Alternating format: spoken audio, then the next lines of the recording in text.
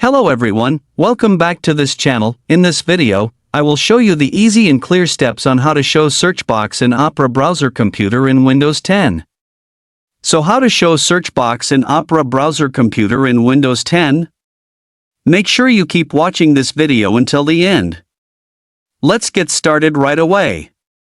Firstly, just go to Opera browser on your computer or laptop. This is the Opera browser display.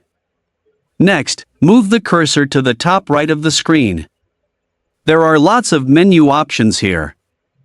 Next, tap the three-line icon here. And a scrolling menu will appear like this and scroll down. And tap the setting menu here. Now here you are in the settings menu. Enter the browser menu. Now here you are in the browser menu.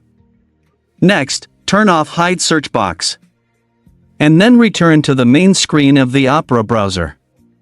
Now you can see here that there is a search box display.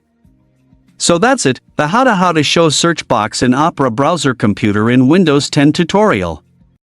Thank you for watching. I hope this video is useful. See you in the next video.